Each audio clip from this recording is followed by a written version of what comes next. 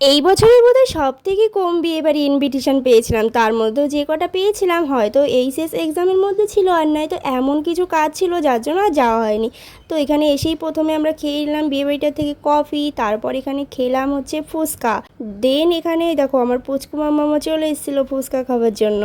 এরপর খাওয়া দাওয়া সব কমপ্লিট করে এখানে আমরা রাতের দিকে মেন কোর্সে চলে এসেছি খাবার খেতেই।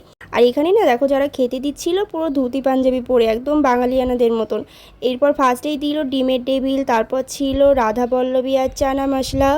দেন দিয়ে গেল এখানে ভাত, ভেজ ডাল, আর ছিল ঝুরি আলু ভাজা।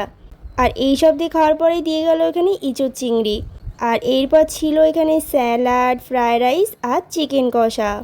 তো এই সব দিয়ে খাওয়ার পরে ছিল এখানে চাটনি, পাঁপড়, মিষ্টি, আর একদম শেষ পাতে ছিল আইসক্রিম। তো খাওয়া দাওয়া কমপ্লিট করে এখানে উঠে গেছি।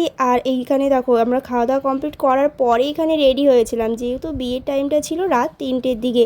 তো ওই জন্য আমরা অত তাড়াতাড়ি রেডি হইনি, আগে খাওয়া দাওয়া করলাম, তারপর এখানে রেডি হয়ে বিয়ে বাড়িতে এসেছিলাম। আর এরপর এখানে দেখতে পেলাম বড় চলে এসছে, আর আমার পুচকু মামু দেখো এত রাত পর্যন্ত তাও কিন্তু এই বিয়ে বাড়িতে জেগেছিল। আর তারপর সবাই মিলে খেলাম ঠান্ডা ঠান্ডা লস্যি, আর তারপর এখানে বাড়িতে চলে এসেছিলাম। তো আজকের মতন ব্লগটা এখানেই শেষ করছি।